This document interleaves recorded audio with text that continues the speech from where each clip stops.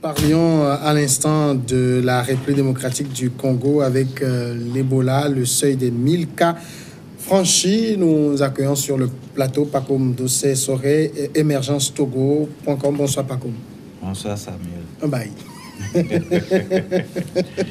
Non, il faut dire que je suis toujours là, mais pour des raisons qui me sont propres, j'ai décidé de faire un peu de recul pour mieux sauter. Ouais. D'accord. Alors, Constant Lemou, vous évoquiez donc l'existence de ces lignes dédiées aux personnes indigentes qui n'en connaissent même pas ces lignes budgétaires, leur existence. Bien sûr, nous avons eu des exemples où certains responsables de structures sanitaires, pour avoir donné l'information aux responsables locaux, notamment les chefs traditionnels, pour que les personnes indigentes soient conduites au centre de santé en cas de besoin, parce qu'il y a de ces lignes pour les indigents. Mais ces responsables de structures sanitaires ont été tout simplement remerciés parce que ces fonds ne devraient pas être portés à la connaissance de la population. C'est très grave, c'est très grave. C'est ce qui se passe dans nos structures sanitaires et j'espère que le ministre actuel de la Santé est en train de surmonter petit à petit ce problème qui gangrène nos structures. Beaucoup de fonds sont régulièrement investis, mais là, ce n'est pas rare. L'escroquerie, ce n'est pas possible. Nous avons vécu récemment l'assassinat d'un jeune lycéen à l'hôpital de Kara. Je dis assassinat parce que le technicien qui s'occupait de l'oxygène a volontairement coupé l'oxygène parce qu'il a demandé de l'argent aux parents et les parents lui demandaient d'attendre l'arrivée du papa pour payer ce qu'il demande en liquidité. On lui dit, délivre les factures, on ira régler ça à la caisse, mais lui veut l'argent main à main.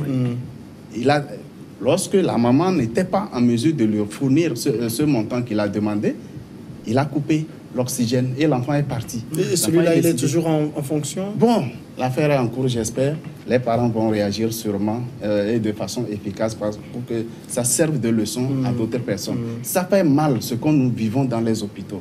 Peut-être demain, quand je serai indisposé, j'irai à l'hôpital, on me regardera d'une autre manière parce que ce que je verrai, peut-être je vais en parler. Peut-être je vais payer un lourd tribut pour ça, mais il vaut mieux qu'on se sacrifie pour que vraiment ces problèmes soient réglés. Beaucoup de matériel devrait être flambant neuf dans nos hôpitaux pour soulager la peine des patients, mais ces fonds sont passés ailleurs. Vous voyez toujours scanner par ici, mais inopérationnel parce que c'est une pourriture qu'on est allé chercher à moindre coût. Alors, lorsqu'on vous présente le dossier, le financement de ces équipements, vous allez vous tenir la tête. Voilà, c'est une question de gestion, ce n'est pas un problème de structure, c'est un problème de gestion des investissements dans les structures sanitaires. Pas comme c'est le cas du virus Ebola qui nous amène sur ce dossier-là. On s'est interrogé sur le système de santé. C'est vrai, vous nous suiviez de l'autre côté. Oui, tout d'abord, je voudrais saluer les téléspectateurs et les téléspectatrices. Est-ce que Ebola, c'est une maladie naturelle ou bien c'est une maladie inventée? Parce que oui, il faut se poser cette question parce que, vous savez, au plan mondial, on veut toujours coller des images misérabilistes à l'Afrique. On veut toujours, au même moment, lorsqu'on parle de développement, lorsque les autres pays font des exploits, eh bien, on veut toujours que l'Afrique pleure ses morts. Et c'est ce qui se passe actuellement. C'est pour cela que je me demande si réellement Ebola dont on parle est une maladie naturelle ou bien c'est une maladie inventée. Moi, je n'ai pas compris. Si ce n'est pas une épidémie qui décime les populations, c'est la guerre que les gens font. Curieusement, on parle d'Ebola. On a installé des centres sanitaires pour pouvoir soigner des gens. Il y a des gens qui se disent rebelles, qui détruisent ces centres-là. Ça n'a pas de sens. Et puis, nous donnons raison à ceux qui, si je me mets dans l'hypothèse selon laquelle Ebola est une maladie inventée, si je me mets dans cette hypothèse-là, nous sommes toujours dans le sillage de ces gens-là qui veulent détruire l'Afrique. C'est-à-dire que nous-mêmes, Africains, nous nous inscrivons justement dans ce sillage-là pour pouvoir les aider à détruire plus l'Afrique. Ça n'a pas de sens. On met des centres sanitaires pour Ebola. Même vous-même qui tenez les armes, vous n'êtes pas épargnés. Vous n'êtes pas épargnés puisque vous êtes au sein de la population avant de tirer.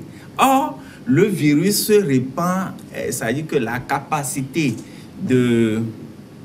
d'extension du virus est tellement énorme qu'on ne peut pas comprendre pourquoi les rebelles détruisent les centres sanitaires, même si il n'y a même pas Ebola. Moi, je trouve un peu curieux le fait d'arriver dans une localité et de détruire les centres sanitaires. Ça n'a pas de sens. D'accord. Second sujet, c'est l'Algérie. La sortie de crise et Bouteflika de plus en plus isolé, même au sein de son propre camp. Le parti d'Abdelaziz Bouteflika a paru divisé sur la façon de sortir l'Algérie de la crise née d'un mois de contestation, a resserré les rangs lundi soir, estimant que la proposition du président algérien était la meilleure et s'opposant à toute vacance au sommet de l'État, confronté à une contestation inédite en 20 ans de pouvoir. Le président Bouteflika a renoncé à briguer un 5e mandat le 18 avril et reporté sine die la présidentielle, promettant de remettre ses pouvoirs à un successeur élu au terme d'une conférence nationale chargée notamment d'élaborer la nouvelle constitution. L'opposition, la société civile et la rue ont unanimement rejeté ce plan, arguant qu'il permettait au chef de l'État, 82 ans, de se maintenir au pouvoir sans élection au-delà de l'expiration de son mandat. Et la dernière en date, c'est bien sûr le chef de l'armée, Constant Lemou, qui estime qu'il faut prendre les dispositions pour déclarer ce qu'on peut appeler la vacance du pouvoir. En tout cas, pour le moment, on voit un Bouteflika qui n'est plus trop sûr, en tout cas si c'est lui ou son camp, qui commence par perdre la main. La situation algérienne, notamment le pouvoir algérien, vacille effectivement, puisque la personne qui incarne ce pouvoir est pratiquement inexistant. Je me demande si vraiment il raisonne.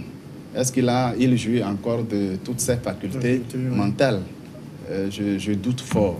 Et je pense que le camp de Bouteflika a commencé à s'effriter, puisque les grandes organisations politiques et même syndicales qui soutenaient ce régime se retirent pratiquement toutes, notamment le Front national de libération, le Rassemblement national démocratique, l'Union générale des travailleurs algériens, l'Organisation nationale des Moudjahidines. Toutes ces organisations se sont désolidarisées du régime Bouteflika. Et la dernière, effectivement, c'est la position du chef d'état-major des forces armées nationales. Le général Ahmed Gaïd. Alors, lui propose une solution constitutionnelle. Il faut qu'on déclare Bouteflika inapte, selon ses propres termes, pour permettre une transition, si possible, de façon constitutionnelle, qui devrait mener le pays vers l'organisation des élections transparentes.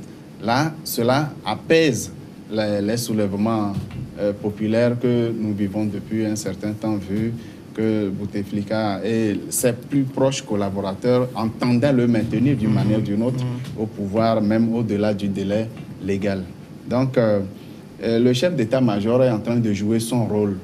Parce que quand vraiment la situation devient ingérable, on fera toujours appel à l'armée. Soit elle va gérer la situation de façon professionnelle et ramener de l'ordre, soit c'est une hécatombe qui se prépare ainsi.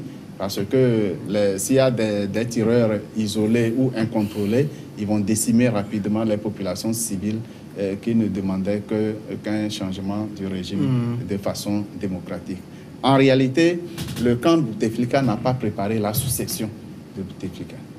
ils n'ont pas, ceux qui n'ont pas préparé la succession. C'est pourquoi il y a de cette fébrilité concernant le pouvoir. Parce qu'aujourd'hui, Bouteflika en tant que président, il n'existe pas. Basile, en tout cas avec la sortie du chef d'état-major, c'est le dernier rempart, hein, parce qu'on sait qu'en Algérie, le pouvoir c'est d'abord l'armée. C'est le dernier rempart qui tombe autour de Bouteflika. Oui, enfin, on peut le dire de cette façon, sans oublier qu'une armée, vous savez, qu'elle soit organisée, il y a toujours, parfois on parle de brebis galeuses, qui peut-être sont beaucoup plus liées à Bouteflika et qui ne se sont pas encore prononcés. C'est vrai qu'aujourd'hui, le chef d'état-major, qui est encore vice-ministre de la Défense, s'est prononcé. Et pour utiliser l'article 102 et qui prévoit à ce que lorsque le président est invalide, on puisse donc organiser sa succession. Mais est-ce que tout le monde est d'accord avec le chef d'état-major? Voilà la question que je voudrais poser. Parce que dans le cas Bouteflika, les gens ne se prononcent pas encore. On reste toujours à voir les choses. Et puis, tout à l'heure, Constant Lemou le disait, est-ce que Bouteflika est encore solide? Est-ce que ce monsieur-là parle? Est-ce que lui-même, il réagit? On le cache à la population. La population comprend aujourd'hui que ce monsieur-là, leur président, n'existe plus. Mais les gens veulent tout faire. Comme on n'a pas pensé à sa succession, les gens se considèrent comme des dieux, des immortels. Et ils n'ont jamais pensé à dire que il se peut que demain, je ne sois plus. Non. Il y a beaucoup de présidents enfin, qui ne pensent pas à ça. Ils se disent non, je reste immortel. Et c'est ça qui crée la situation dans laquelle on est aujourd'hui. Donc, l'intervention du ministre de la Défense aurait pu être un moyen pour sortir de cette crise-là. Mais je me dis encore que est-ce qu'il n'y a pas parmi cette armée des brebis galeuses dont ce monsieur aura un peu peur? Parce qu'il se prononce, mais il n'est pas encore farouchement décidé. Parce que lui, en tant que chef d'état-major, peut décider de façon directe de dire que nous avons constaté que le président Bouteflika n'a plus toute la forme. Nous décidons d'utiliser l'article 102 et comme ça, il réagit et il arrange un peu la situation. Mais j'ai peur qu'au sein de l'armée, est-ce qu'il n'a pas peur d'autres personnes qui ne seraient pas d'accord avec la position qu'il est en train de... Donc ça veut dire que la situation qui se passe aujourd'hui en Algérie, elle est suffisamment inquiétante. Elle est inquiétante d'autant plus que tout le monde ne se prononce pas, même si dans la rue, ça bouge. Mais au sein donc de la classe qui entoure Bouteflika, ça ne se fait pas sentir qu'ils se disent non, il faut qu'on satisfasse la population, il faut qu'on regarde la population, il faut qu'on écoute la population. Non, personne ne veut écouter. L'autre, il s'en sort, c'est vrai, il parle aujourd'hui, mais va-t-il continuer par parler au-delà donc d'un certain temps? Est-ce que les gens ne vont pas le rappeler alors pour lui dire que mais, le patron n'est pas encore parti, toi tu demandes à ce que... Voilà, des trucs comme ça, c'est un peu complexe la situation en Algérie. Pas comme c'est peut-être, comme le disait Constant Lemou, l'absence d'un dauphin, d'un successeur naturel qui fait qu'aujourd'hui le pouvoir est obligé de jouer à la montre pour gagner du temps afin de trouver un remplaçant. C'est le mal, hein, le mal des Africains. Comment un président de la République, enfin un régime qui a duré 20 ans au pouvoir n'a pas présenté son successeur. Ça dit que ça n'a pas de sens. Ça n'a pas de sens dans la mesure où on nous dit le plus souvent que gouverner, c'est prévoir. Mais lorsque les dirigeants ont une vision, lorsque les dirigeants ont un programme, lorsque les dirigeants portent dans leur cœur le pays, mais comment dans 20 ans, vous n'avez pas de successeur? Mais maintenant, est-ce que dans le pays, il y a des hommes, il y a des femmes capables de remplacer M. Bouteflika? Si oui, pourquoi pas? C'est-à-dire que moi, je ne comprends pas si dans ce genre de situation, il y a tout un cafouillage au niveau du régime pour dire qu'on n'a pas encore trouvé de successeur. Comme si après Bouteflika, on doit toujours trouver quelqu'un de son parti, le Front... Le FNL. Voilà. Et on doit toujours trouver quelqu'un de son parti pour pouvoir le remplacer. Oui, c'est vrai. On doit trouver quelqu'un pour aller aux élections. Mais on ne peut pas dire que, eh bien, lorsque Bouteflika va partir, il faut forcément trouver quelqu'un de son parti pour pouvoir le remplacer. Vaille que vaille. Le problème, c'est que le FNL, le FLN, Front de Libération Nationale, a une légitimité historique en Algérie. Et donc, sans le Front de Libération Nationale, l'Algérie n'existe pas. Non, ne raisonnons pas comme ça. C'est-à-dire que c'est un parti qui a été créé. Bon, peut-être que c'est un parti qui a combattu pour l'indépendance en 1962 contre les Français. Et puis, cela voudrait dire que dans la Constitution, c'est le Front de Libération Nationale qui doit continuer jusqu'à l'éternité. Non, ne raisonnons pas comme ça. Maintenant, par rapport au cas Bouteflika, vous savez, Bouteflika ne décide, c'est-à-dire que Bouteflika ne prend aucune décision, à mon avis. Bouteflika est entouré d'une minorité. Et la minorité a intérêt à ce que Bouteflika ne quitte pas. Vous savez, sous d'autres cieux, il vaut mieux maintenir un président moins sage, moins... c'est-à-dire que moins actif, qui soit beaucoup plus... une sorte d'apparat, c'est ça? Oui, oui, c'est-à-dire que la figurative va jouer la figuration pour que justement la minorité puisse profiter. Sous d'autres, c'est ce qui se passe. Au lieu de chercher quelqu'un qui soit beaucoup plus actif, beaucoup plus intransigeant au niveau des finances, il vaudrait trouver un mourant pour pouvoir justement profiter de la situation et amasser beaucoup d'argent. C'est ce qui se passe en Algérie. Sinon, quand on va aujourd'hui chez Bouteflika, bon, est-ce que actuellement il peut parler? Je ne sais pas. Mais quand on va chez Bouteflika pour lui demander s'il a envie de rester au pouvoir, je ne pense pas qu'il pourrait répondre positivement si il peut parler. Voilà. Donc, dire aujourd'hui que Bouteflika ne veut pas partir, moi, je trouve que c'est des histoires. Alors, Constant, en tout cas, au niveau du parti de Bouteflika, le Front de Libération Nationale, on avait senti une sorte de cassure il y a quelques jours quand M. Hossein Kaldoum, qui est le porte-parole du parti, avait jugé inutile la proposition de Bouteflika d'appeler à une conférence nationale unanimement rejetée, ce sont ses propres termes, et proposé d'élire un nouveau chef de l'État. Mais on a vu la même personne revenir sur ses propos et dire que la proposition de Bouteflika est la bonne. Donc, le parti essaye de se regrouper autour, sachant que tout va dans tous les sens. Ce n'est pas évident. Aujourd'hui, les Algériens, surtout ceux qui sont du camp de Bouteflika, n'ont pas peur du président Bouteflika. Ils ont peur, ils n'ont pas confiance entre eux. Ils ne peuvent pas se faire mutuellement confiance dans la mesure où ils ne savent pas qui est capable de quoi à quel moment. Aujourd'hui, ces responsables qui se désolidarisent progressivement, même étant des dignitaires du Front National de Libération, ils comprennent la situation. Ils comprennent la nécessité que des élections soient organisées et que Bouteflika ne soit pas candidat. Mais le camp étant vraiment routinier, je ne sais pas, a déjà fait 20 ans au pouvoir, ce n'est pas n'importe qui. Mais alors, je le disais tantôt, puisqu'on n'a pas préparé la succession de Bouteflika, ils sont méfiants les uns des autres. Qu'est-ce que ce monsieur a senti après avoir donné son point de vue personnel, qui était vraiment une bonne réflexion? Qu'est-ce qu'il a senti? Et il revient sur ses propos alors qu'il est bien conscient et convaincu que c'était la bonne réflexion qu'il a faite. C'est qu'il y a toujours un danger autour. Concernant la position du chef d'état-major, il est dans son rôle. Étant chef d'état-major, l'armée n'a pas pour mission de prendre le pouvoir ou bien de prendre des décisions politiques à la place des institutions qui doivent décider. Il y a la Cour constitutionnelle, il y a la Cour suprême, il y a l'Assemblée nationale. Les textes fondamentaux, notamment la Constitution du pays, prévoient des cas comme ce qu'ils vivent actuellement.